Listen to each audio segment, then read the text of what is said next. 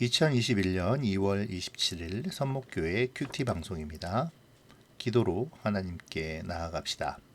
하나님, 오늘도 말씀 앞에 섭니다. 주의 말씀이 나를 인도하게 하시고 가정에서, 일상에서 올바른 크리스찬으로 사는 삶을 다시 결단하게 하시옵소서. 함께 하여 주실 줄 믿고 예수님의 이름으로 기도합니다. 아멘. 오늘 말씀은 에베소서 6장 1절부터 9절까지입니다. 자녀들아, 주 안에서 너희 부모에게 순종하라. 이것이 옳으니라. 내 아버지와 어머니를 공경하라. 이것은 약속이 있는 첫 계명이니 이로써 내가 잘되고 땅에서 장수하리라. 또 아비들아, 너희 자녀를 노엽게 하지 말고 오직 주의 교훈과 훈계로 양육하라. 종들아, 두려워하고 떨며 성실한 마음으로 육체의 상전에게 순종하기를 그리스도께 하듯 하라. 눈가림만 하여 사람을 기쁘게 하는 자처럼 하지 말고 그리스도의 종들처럼 마음으로 하나님의 뜻을 행하고 기쁜 마음으로 섬기기를 주께 하듯 하고 사람들에게 하듯 하지 말라. 이는 각 사람이 무슨 선을 행하든지 종이나 자유인이나 주께로부터 그대로 받을 줄을 알미라. 상전들아, 너희도 그들에게 이와 같이 하고 위협을 그치라. 이는 그들과 너희의 상전이 하늘에 계시고 그에게는 사람을 외모로 취하는 일이 없는 줄 너희가 알미라. 아멘.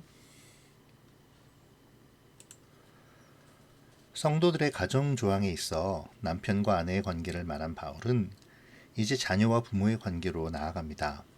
먼저 부모를 향한 자녀의 지침은 너희 부모를 주 안에서 순종하라인데요. 주 안에서라고 하는 이 표현은 부모에 대한 자녀들의 순종이 그 당시 그리스 로마 사회의 관례적인 차원을 넘어서 그리스도를 주로 경외하는 자녀들답게 자신들의 부모를 마치 그리스도 주를 섬기듯이 순종하는 의미를 말합니다.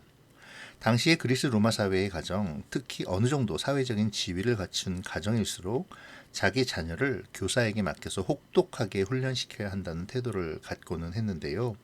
그렇기에 자녀들은 부모, 특히 아버지에게는 절대 복종을 해야 했었습니다. 바울은 출애굽기 20장 12절과 신명기 5장 16절의 10계명의 제5계명을 인용하여 아버지의 엄함으로 인한 두려움이 아니라 하나님의 말씀에 순종하는 차원에서 부모를 공경해야 함을 강조하고 있습니다.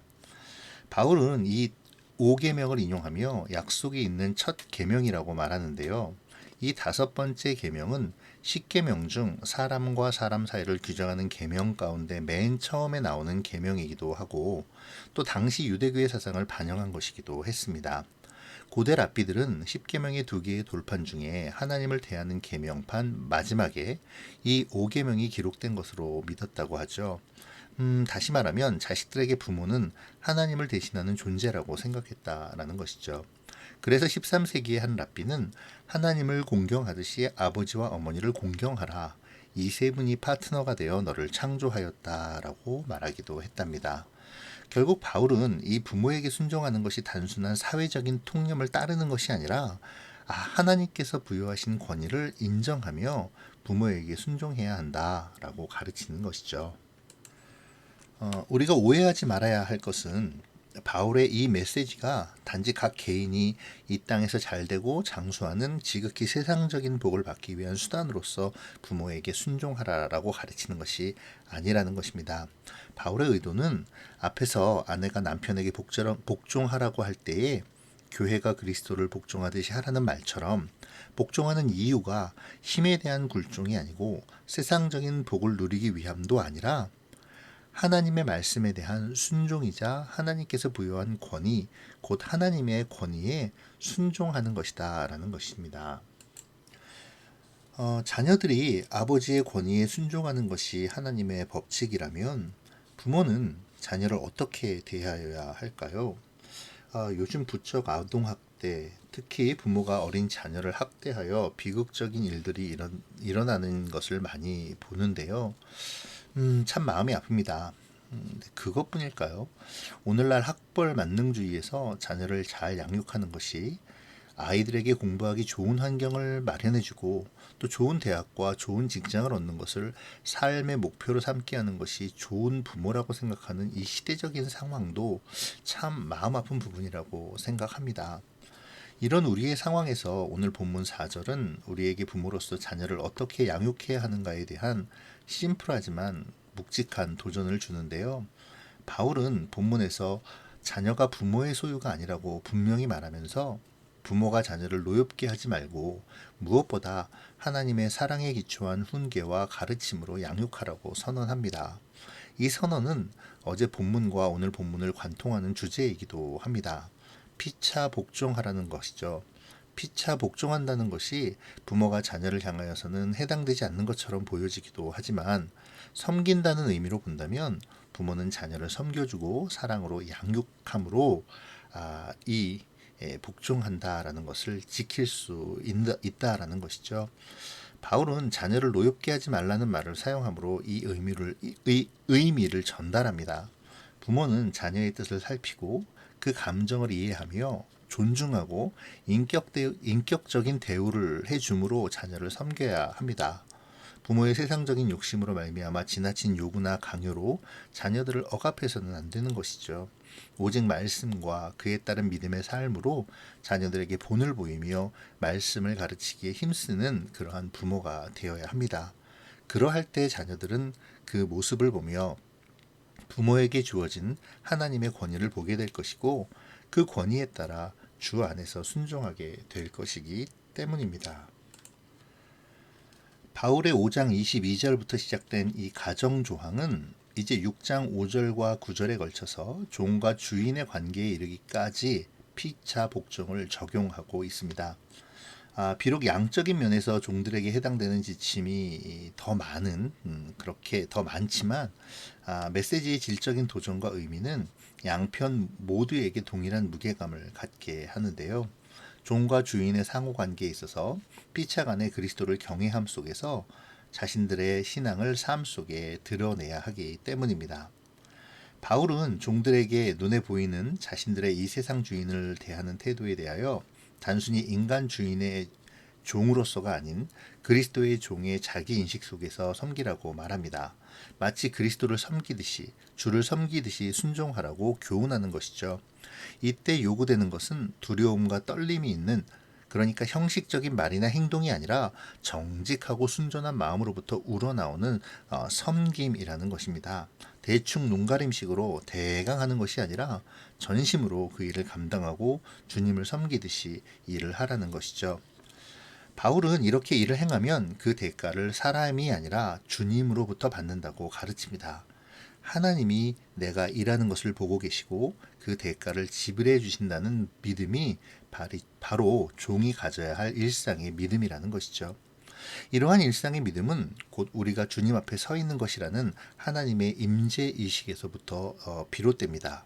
일상적인 삶에서 펼쳐지는 모든 관계에 있어 바로 여기에 하나님의 임재가 함께하고 있다는 이 임재 의식은 이 세상 사람들과 구별되어 거룩한 삶을 세워나갈 수 있는 성도들의 영원한 현재적 동기이기도 하죠. 이러한 임재의식이 깨어지고 무뎌질 때에 성도들의 경건은 제한된 시간과 공간 속에서 제한된 사람들에게만 나타나는 경건의 모양일 뿐 참 경건의 능력과는 거리가 먼 것이 되어버리는 것입니다.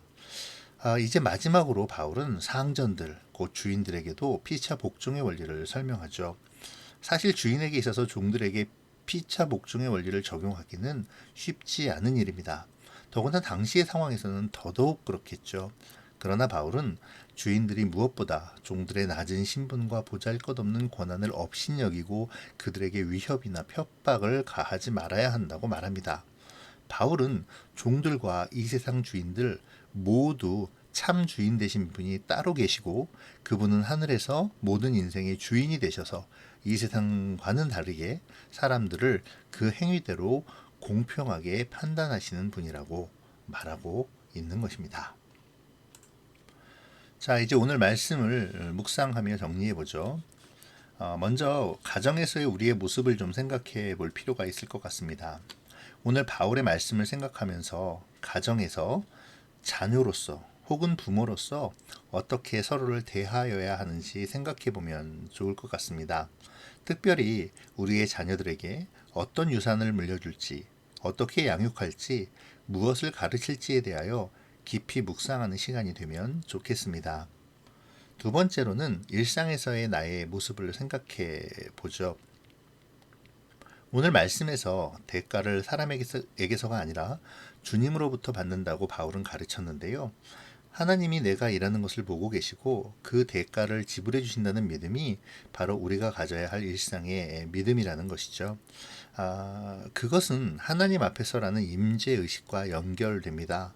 일터에서 혹은 일상에서 나는 나의 일에 얼마나 열심히 자부심을 갖고 임하고 있는지 한번 생각해 보고 또 하나님 앞에 회개하고 또 다짐하고 결단하는 시간이 되었으면 좋겠습니다.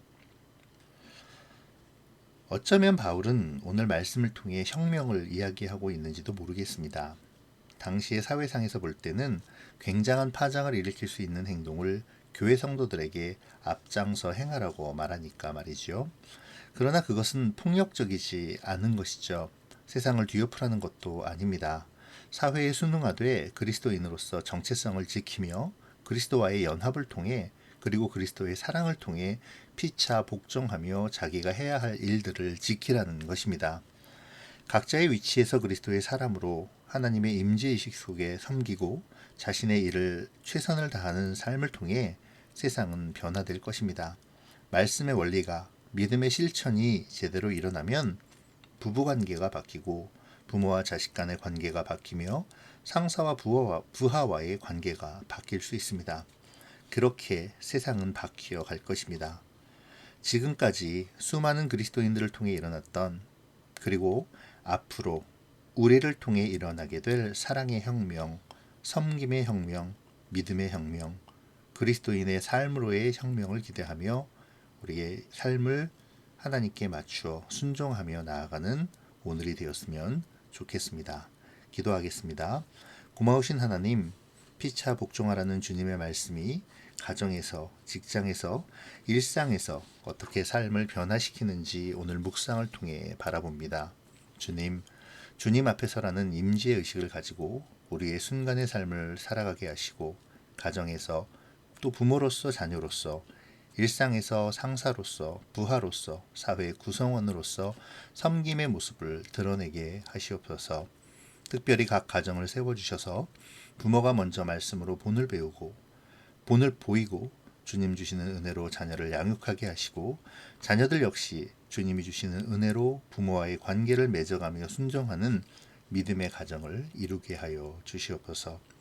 세상에서 세상의 가치관을 쫓아 사는 어리석은 인생들이 되지 않게 하시고 온전히 주님이 기뻐하시는 뜻을 분별하여 주의 영광을 드러내며 세상을 바꿔가는 주님의 사람들이 되게 하여 주시옵소서. 감사를 드리며 예수님의 이름으로 기도합니다. 아멘.